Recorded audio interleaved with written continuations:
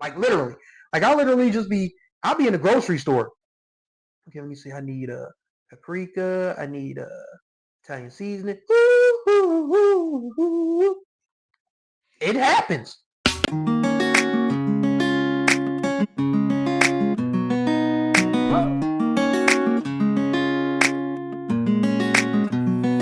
What's going on, everybody? Right on time for another ride on the Groove Line with your host, Chris Stevens. Hopefully, you all are doing well out there. It's the weekend, and we gonna party. So, 1985, 40 years later, what else can we be talking about? Party All the Time by Eddie Murphy. Of course, this song, it gets a lot of laughs now. I mean, you guys heard me chuckling it up at the beginning of this recording. But for what it was, this was not a bad song. I mean, for one, we got to give credit where credit is due because Rick James, this is a Rick James stan channel.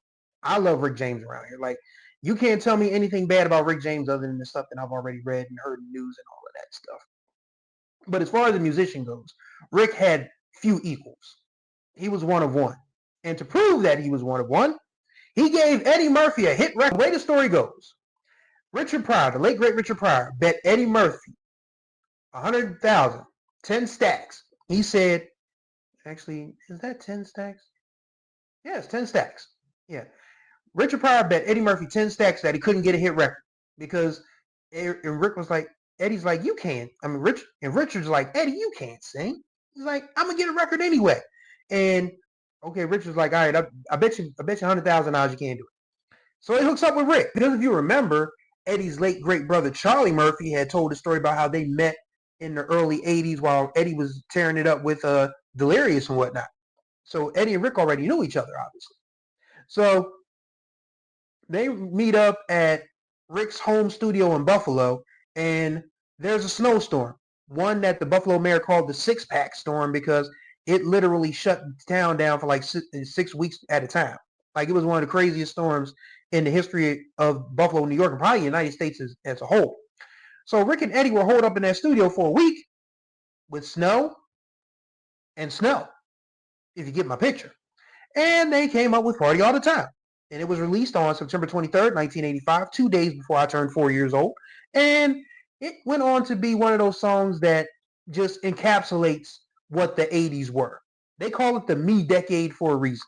And everybody was just like all for self, doing crazy stuff, and people were just having a grand old time with it. And there's nothing funnier than Eddie Murphy, singing a song about a girl who is, girl, I can't understand it. Why you wanna hurt me? Mm, mm, mm, mm. After all of the things I've done for you. Like, he's literally heartbroken that this girl, he's giving her champagne and roses, put diamonds on her finger, and she still won't come home at night. And he sees her out in the clubs, out dancing, giving her number to every man you see, every man she sees. You know, there's, what's your name, boo? Oh, Tommy. Here's my number, Tommy. Craig. Here's my number, Craig. Like, he's just crestfallen that he's giving his woman everything and she's still out here in these streets, which is weird for 1985 because I'm quite sure Eddie Murphy at that time could have had his pick. Any woman that was, foolish enough to, fool around on me, I just say, you come here, you come here, you come here, that type of deal. So, I guess it's a funny record from that perspective, but Rick wrote it. So, I guess Rick was just like trying to, you know, feed into the need of the moment because the middle of the 80s, again, we're getting into the second half of the 80s here, and there's just a lot of fun and games going on with the music, the times, even though the decade itself, with AIDS and the crack epidemic and a Reagan recession, the good times weren't really good times, but people had fun anyway. So this is just one of those instances of people having fun anyway. Eddie Murphy coming out with a record at the end of 1985 and ascending to number 2 on the pop charts, mind you. This is why Rick James is unassailable, undeniable, in my opinion, as a musician. He got Eddie Murphy a top 5 pop record. Not R&B, not dance chart, pop. That means everybody was listening to Party All the Time in 85, 86. Who but Rick James, man? Who but Rick James? Maybe Quincy Jones. That's it. That's the list. Rick James is just one of those people that doesn't get enough credit, and that's why this channel exists, because I will extol Rick's virtues as a musician for the remainder of my days. And just to think about it, I mean, it's a song that everybody blasts and cracks on now, but back then people were dancing to it. People were singing it. It's a song that people still, get to this day. Eddie's little ad lib in the chorus is one of my favorite vocal stems. I just like whoo, whoo, whoo, whoo, on a random, like literally. Like I'll be in the grocery store. Okay, let me see. I need a paprika. I need a Italian seasoning. Woo, woo, woo, woo.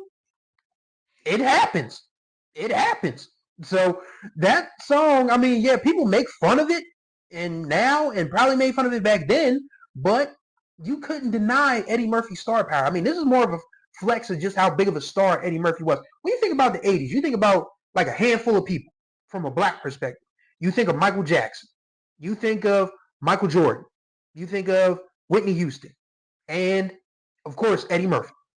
Like, those are the immediate four that come to mind when you think of being black famous and black and more famous than being black famous in the 1980s.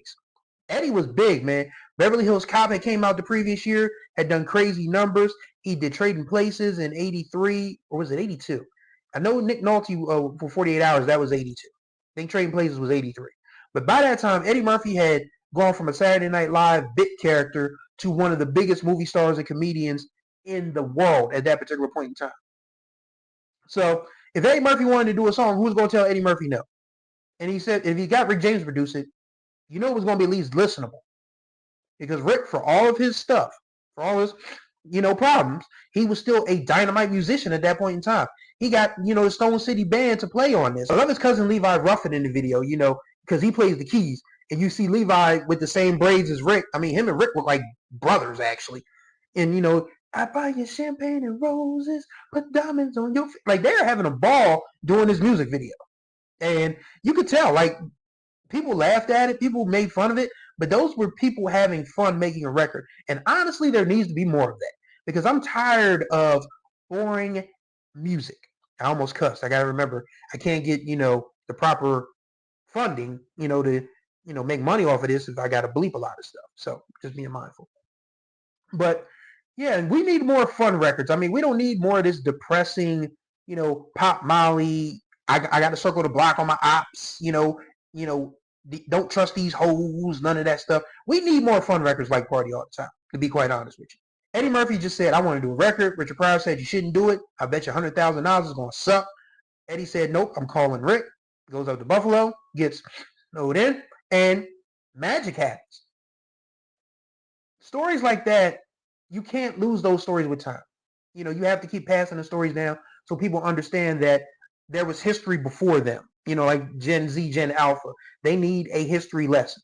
And as someone who went to college and majored in journalism and absorbed every history class he had, I love, trying to keep the history of what I research and what I enjoy alive. That's basically what this channel is about. But yeah, I just had to, come on here and talk about Party All the Time. I mean, we wasn't going to get through talking about 1985 without the Party All the Time. You knew that. You knew that. So we going to talk. I mean, what do you think of Party All the Time? Is it one of your favorite songs? Is it something you laugh at? Is it something you enjoy? Let me know in the comments. And that's going to do it for this ride on the Groove Line. Greatly appreciate y'all as always. Contact information will be in the description below. Don't forget to subscribe to this channel and tap the notification bell if you're new, so you can get all the new videos that drop on the channel. As you see, I drop fairly regularly. And if don't forget to like and comment. I talk back in the comments. We have good conversations. So let's wrap. So thank you guys for riding with me. Enjoy your weekend. Until next time we ride on the Groove Line, may you find the groove, or may the groove find you.